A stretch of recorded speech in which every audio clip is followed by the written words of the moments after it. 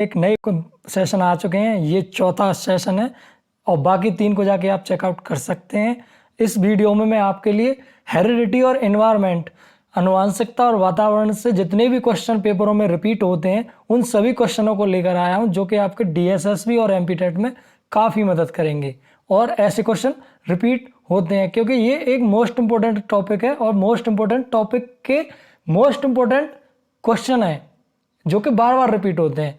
तो हम आगे बढ़ते हैं और देखते हैं। लेकिन वीडियो शुरू करने से पहले मैं आपको बता दूं कि मेरे चैनल पर कुछ लोग हैं जो कि 80% वीडियो को देखकर चले जाते हैं, सब्सक्राइब नहीं करते हैं।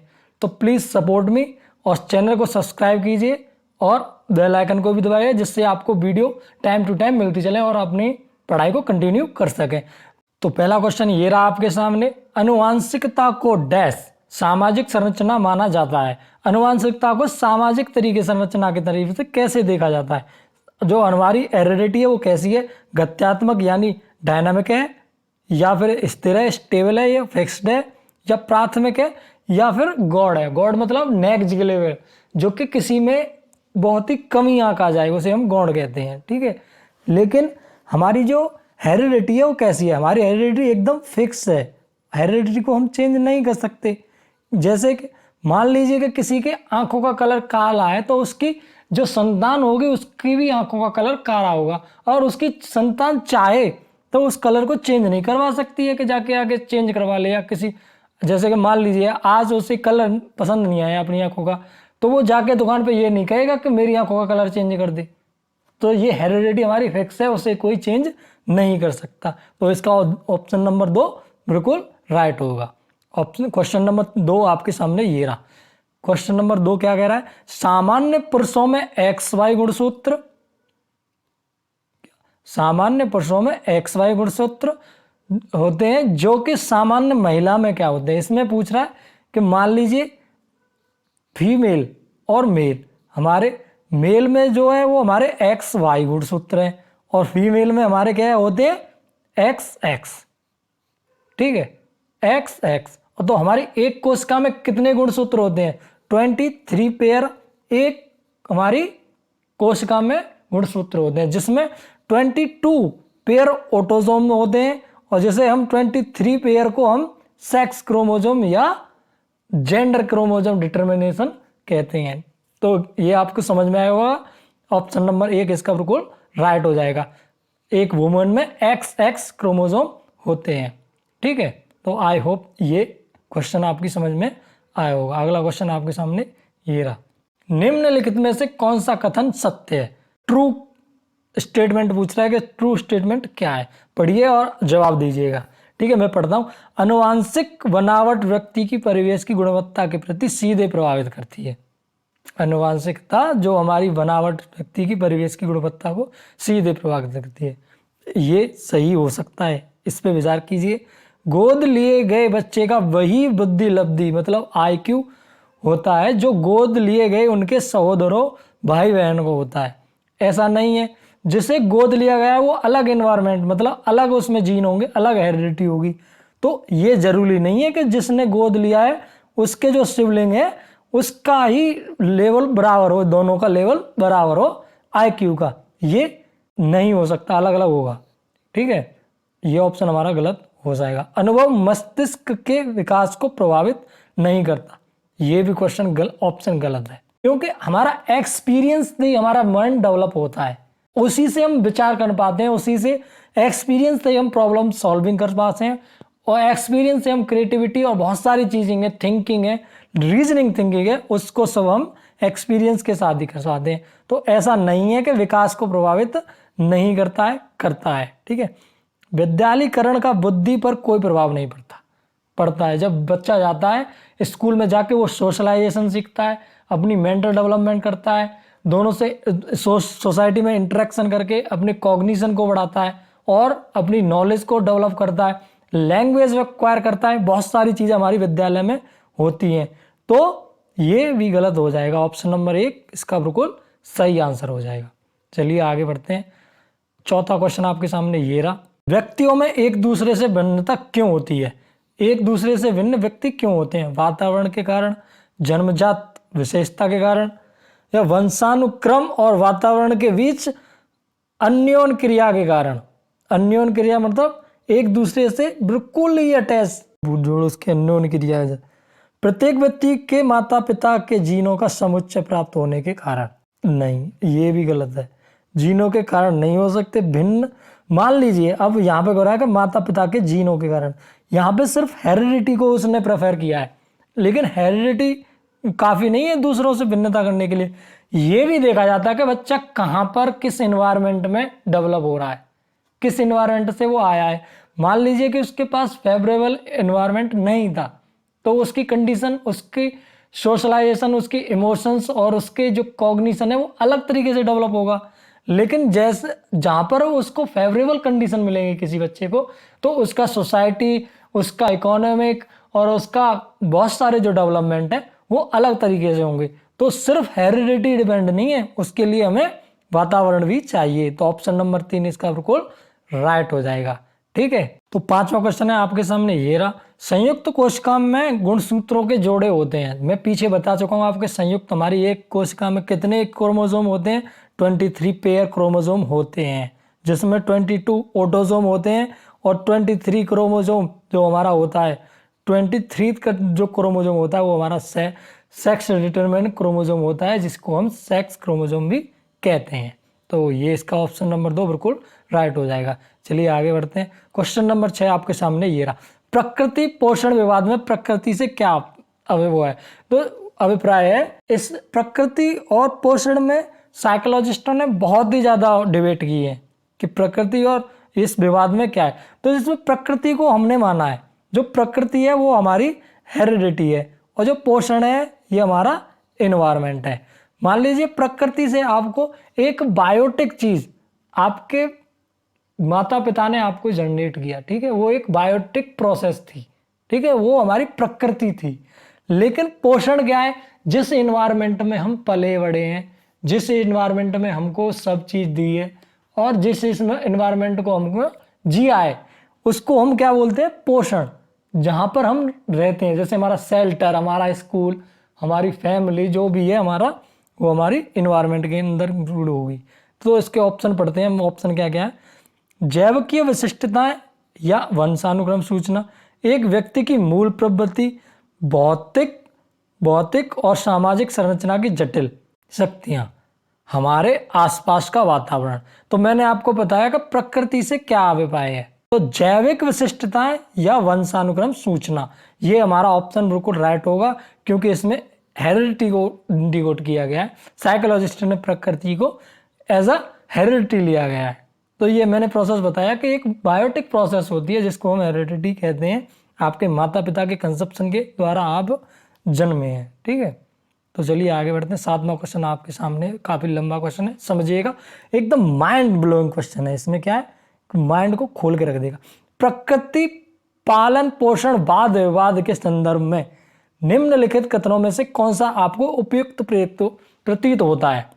तो पढ़िए पहला, एक बच्चा एक खाली स्लेट के समान होता है, जिसका चरित्र प्रवेश के द्वारा किसी भी आकार में ढाला जा सकता है। प्रवेश नहीं है, ये परिवेश होगा यहाँ पर, ठीक है, ये प्रिंटिंग मिस्टेक है। परिवेश यहाँ लिख लीजिएगा, परिवेश, ठीक है। तो दूसरा ऑप्शन है, बच्चे आनुवांशिक रूप से एक तरफ प्रवृत्त होते हैं, जिस तरफ होना चाहिए। इससे कोई फर्क नहीं पड़ता कि वह किसी प्रकार के परिवेश में पड़े बढ़े, ऐसा नहीं है। वो जो बच्चा होता है, जैसे फेवरेबल मैंने और अनफेवरेबल का एग्जांपल दिया था, उससे आप इसे रिलेट कर सकते हैं। तीसरा ऑप्शन, एक बच्चे के व्यवहार का निर्धारण करने में प्रवेश के प्रभावों का परिवेश, यहाँ पर भी परिवेश, यहाँ भी परिवेश आएगा। परिवेश के प्रभावों का बहुत कम महत्व होता है, वह प्राथमिक रूप में आनुवांशिक रूप में निर्धारित होता है। ये काफी नहीं है कि हमारी हेरिडिटी ही हमारे व्यवहार को निश्चित करे, हमारा एनवायरमेंट भी इफेक्ट करता है हमारे व्यवहार को, बिहेवियर को। इसमें कह रहा है बच्चे को इफेक्ट करता है सिर्फ हेरिडिटी।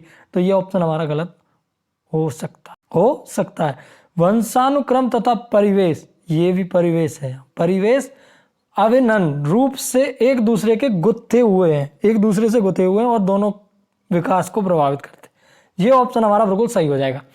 क्योंकि जो हमारा डेवलपमेंट होता है वो हमारे हेरिडिटी प्लस इन्वायरमेंट का ही प्रोडक्ट है। आपने वुडवर्थ की जो डेफिनेशन सुनी होगी कि हेरिडिटी इनटू डेवलपमेंट, वो environment is equal to development. हमारे हेरिडिटी प्लस एनवायरमेंट का प्रोडक्ट ही हमारा डेवलपमेंट होता है। और इसमें सीधा सीधा कहा गया है कि वंशानुक्रम तथा परिवेश अभिन्न रूप से एक दूसरे से गुथे हुए हैं, दोनों विकास को प्रभावित करते हैं यार, दोनों ही विकास को प्रभावित करते हैं। अगर किसी की हेरिडिटी बेकार है, मतलब डिसऑर्डर है हेरिडिटिकली, तो वो इन्वायरमेंट से सही डेवलप नहीं कर पाएगा, वो सर्वाइव नहीं कर पाएगा। जिसका इन्वायरमेंट खराब है उसकी हेरिडिटी कितनी भी अच्छी हो, कितना भी इंटेलिजेंट हो, फिर भी वो डेवलप नहीं हो पाएगा। दोनों ही बराबर चाहिए, दोनों का ही प्रोडक्ट हमारा एनवायरनमेंट है। तो इसका ऑप्शन नंबर 4 बिल्कुल सही हो जाएगा। क्या बच्चे, ध्यान से पढ़िएगा, क्या बच्चे इसलिए भाषा सीखते हैं, क्या बच्चे इसलिए भाषा अर्जित करते हैं क्योंकि उनमें आनुवांशिक रूप से ऐसा करने की पूर्व प्रवृत्ति होती है, या उनके माता पिता प्रारंभिक अवस्था से ही उन्हें गहन रूप से सिखाते हैं। यह प्रश्न आवश्यक रूप से किस थ्योरी को जाता है, मतलब जो ये प्रश्न है किस थ्योरी के अकॉर्डिंग बनाया गया है, किस थ्योरी को इसको एप्रोप्रिएट माना है। क्या विकास एक सतत प्रक्रिया या असतत प्रक्रिया है? भाषा के विकास का संज्ञान का प्रभाव, प्रकृति और पोषण पर बहस, बहुकारक योग्यता के रूप में विकास पर चर्चा। अब मुझे बताइए इसका ऑप्शन क्या सही होगा, सोचिए। इसके लिए मैं आपको 5 सेकंड दे रहा हूं, सोचिएगा क्या आएगा इसमें। तो इसका ऑप्शन नंबर 3 बिल्कुल करेक्ट हो जाएगा, प्रकृति और पोषण पर बहस। अब कैसे कि बच्चे इसलिए भाषा सीखते हैं कि क्योंकि उनमें क्या होती है, इंस्टिंक्ट, इनबॉर्न भाषा सीखने की प्रवृत्ति होती है। वाइगॉट्स की पढ़ेंगे हम जब, मैं आपको बताऊंगा कि कैसे बच्चे लैंग्वेज को अपनी को डेवलप करते हैं एनवायरनमेंट से। हेरिडिटी क्या उसमें इंपॉर्टेंट रोल अदा करती है, एनवायरनमेंट क्या उसमें इंपॉर्टेंट रोल अदा करता है, उस वाइगॉट्स की नोट ने बहुत अच्छी तरीक़ा से बताया है। और इसमें क्या है कि जब भी मूल इंस्टिंक्ट, मतलब मान लीजिए इंस्टिंक्ट है हमारी मूल प्रवृत्ति है, तो वो हमारी क्या कहलाएगी, प्रकृति, जो कि मूल है हमारी हेरिडिटी से आई है। पोषण क्या है कि हमारे माता पिता भी हमें भाषा सिखाते हैं। तो इसका ऑप्शन नंबर 3 बिल्कुल सही हो जाएगा। ठीक है, आगे बढ़ते हैं। 9वां क्वेश्चन आपके सामने ये रहा, विकास पर आनुवांशिकता के प्रभाव की सीमा का सबसे अच्छा वर्णन निम्न में से किसके द्वारा होता है? आनुवांशिकता निर्धारित करती है कि कोई कितना विकसित होगा। क्या ऐसा करती है? हेरिडिटी नहीं है, करती होगी, आप सोचिए करती है नहीं करती है। आनुवांशिकता निर्धारित करती है कि किसी को कितना विकसित किया जा सकता है, कितना विकसित किया जा सकता है। ए और बी दोनों, या तो ए और या तो बी। आपको क्या लगता है कि हेरिडिटी हमें क्या डेवलप करके देती है? कि आनुवांशिकता हमारी निर्धारित करती है कि कोई कितना विकसित होगा, वो तो उसके एनवायरनमेंट और हेरिडिटी पे दोनों पर है कि व्यक्ति किसी भी हद तक जा सकता है। हाँ, आनुवांशिकता ये निर्धारित करती है कितना विकसित किया जा सकता है, एक्वायर वो कितना किया जा सकता है, उससे कोई लिमिटेशन नहीं है। हेरिडिटी ये डिफाइन कर सकती है कि उसे हम कितना विकसित कर सकते हैं, लेकिन कितना किया विकसित होगा ये डिफाइन नहीं है। व्यक्ति एक्वायर करके भी सीखता है और वो आगे बढ़ता जाता है, ये गलत हो जाएगा।